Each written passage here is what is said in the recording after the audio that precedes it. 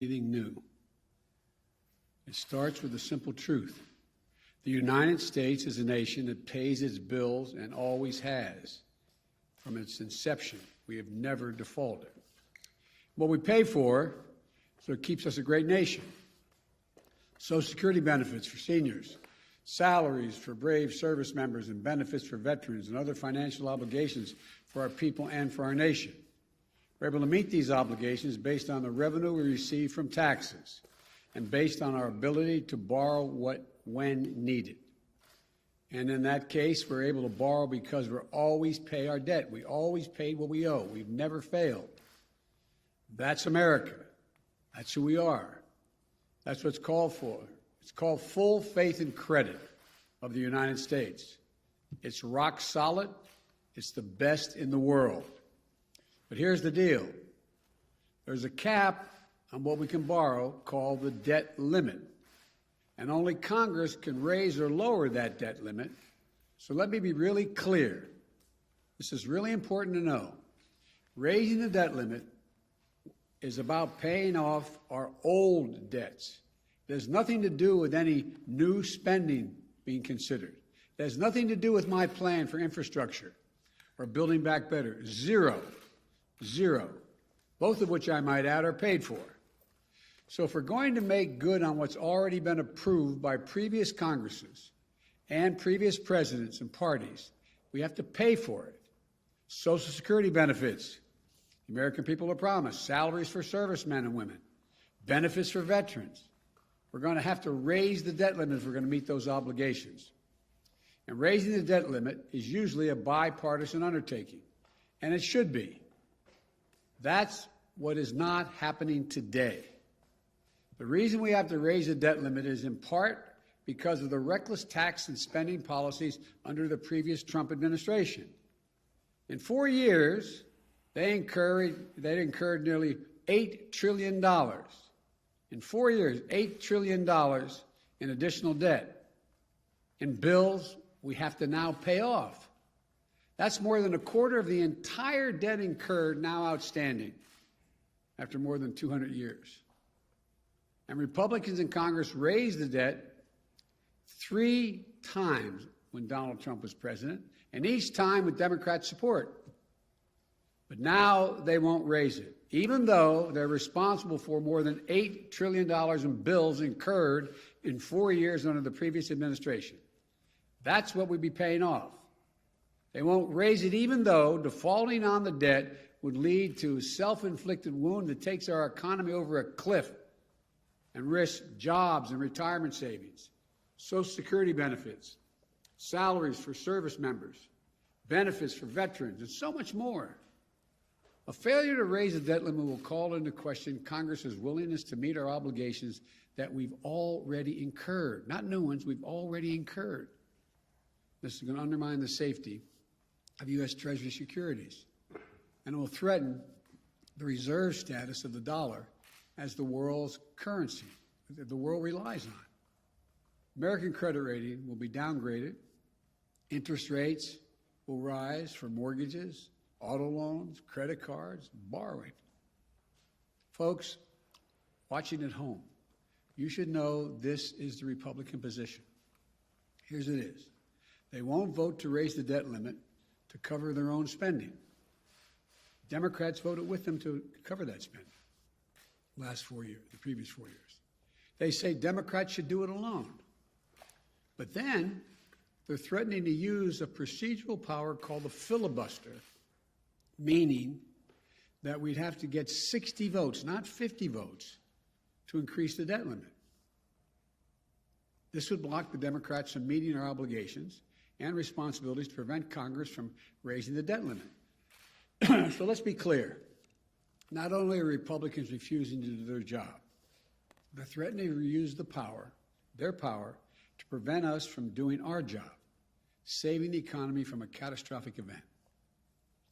I think, quite frankly, it's hypocritical, dangerous, and disgraceful.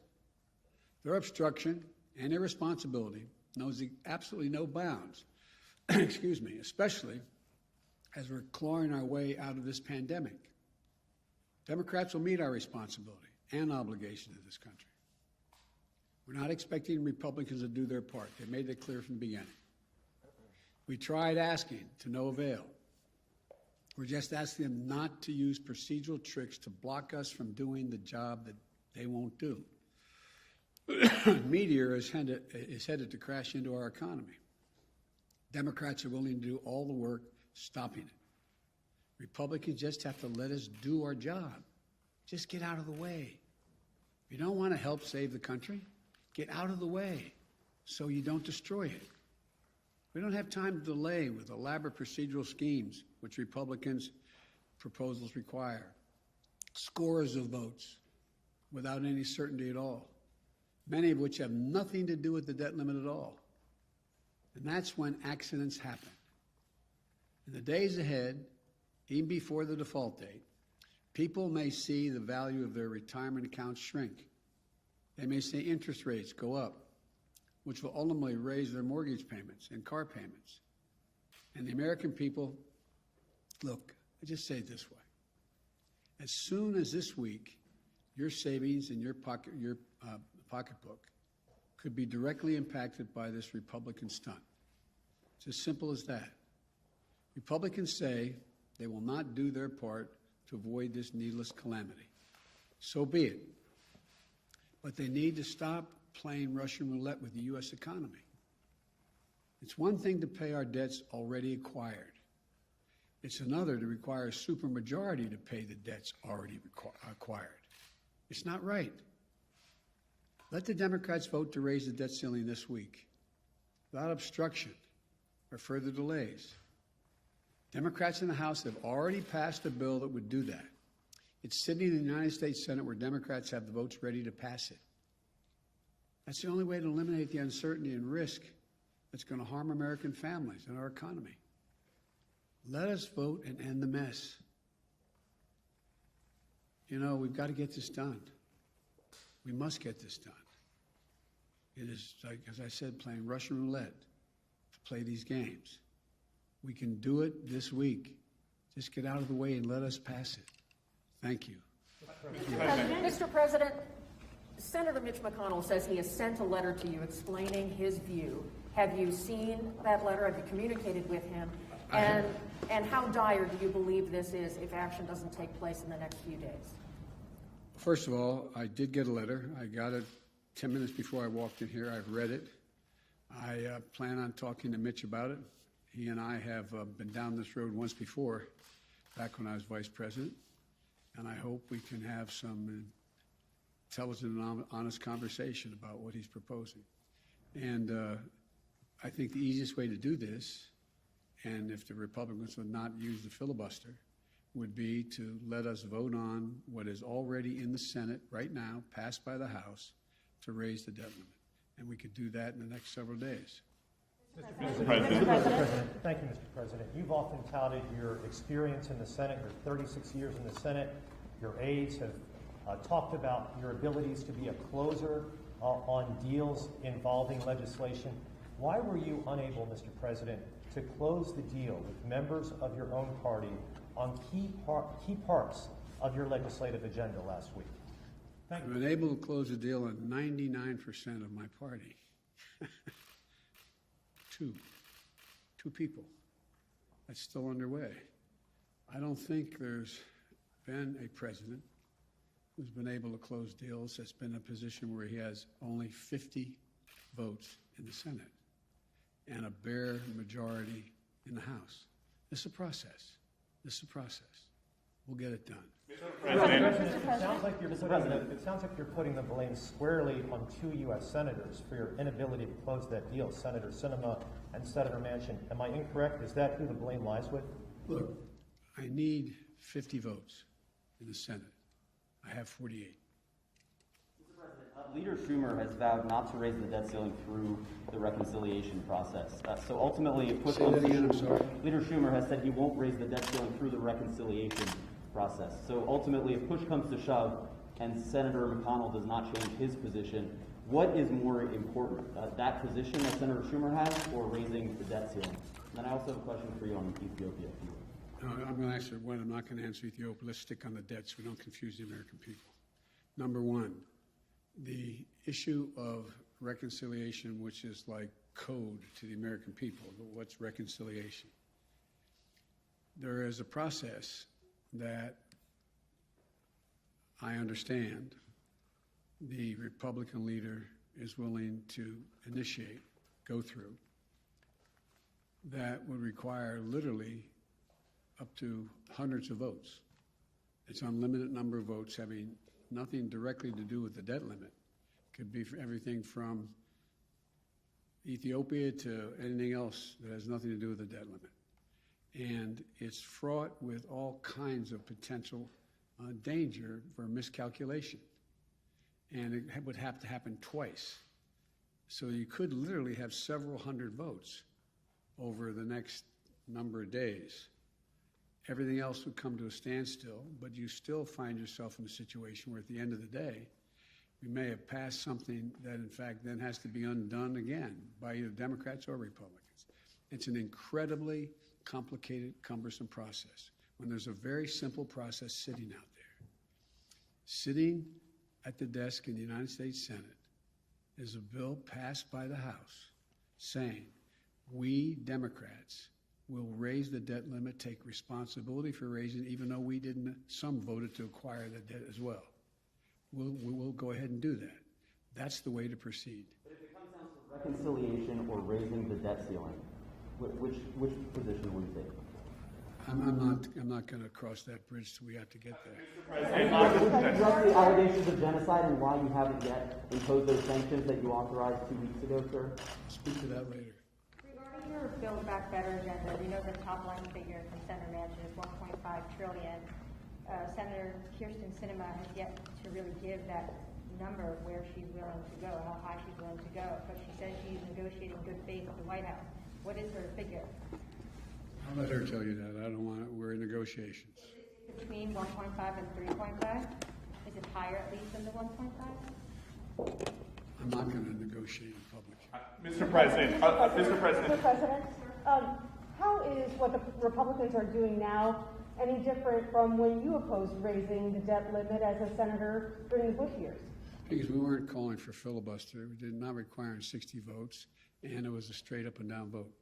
Mr. President, Mr. President, you're talking about how you have 48 Democratic votes right now. The other two have been pressured over the weekend by activists. Joe Manchin had people on kayaks show up to his boat to yell at him. Senator Sinema last night was chased into a restroom. Do you think that those tactics are crossing a line? I don't think they're appropriate tactics, but it happens to everybody. From the only people it doesn't happen to are people who have Secret Service standing around them. It's part of the process. Yes, sir. Just really quickly, a lot of people have been trying to attack immigration. Mr. President, I know you don't want to comment on other senators' positions in the negotiations, but what do you think the size of the reconciliation package should be? What specific dollar figure? Well, I laid out what I thought it should be. It's not going to be that. It's going to be less. I mean, look, the legislation, both the Build Back Better piece as well as the infrastructure piece, are things that I wrote. These didn't come from, God love him, Bernie Sanders or AOC or anybody else. I wrote them. I disagreed with Medicare for All, for example. I disagreed, but I laid out what I thought would be important. For example, I think in the Build Back Better program, it's required that we, in fact, have the best education available to us. And I'll be speaking to this in detail tomorrow. But look, here's the situation. How can we, in an ever-competitive world, increasingly competitive world, how can we not meet the educational standards at least other countries are working toward? Nobody is reducing the number of years they want their children to go to school or people to go to school. You've heard me say it before, as my wife says. If any country out-educates us, they're going to out-compete us. Look what China's doing. Look what the rest of the world is doing. They're investing. They're also investing in things that relate to ability for people to go to work and stay at work. We have several million women who can't go back to work because they don't have any way to take care of their children. So to give a tax cut to a working mom to be able to afford daycare? Is that bad? Is that a bad idea? I think it's a darn good idea. We'll get people back to work.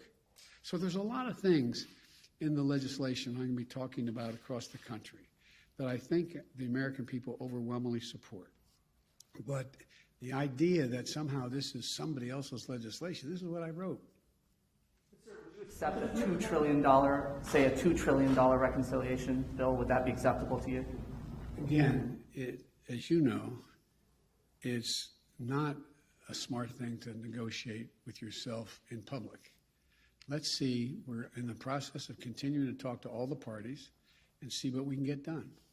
Thank you so much, Mr. President. Two questions. First, you said there was progress in the negotiation, but today you said you only have 48 votes. So what is this progress? And another question on the foreign, an international news that was big yesterday about the Pandora Papers.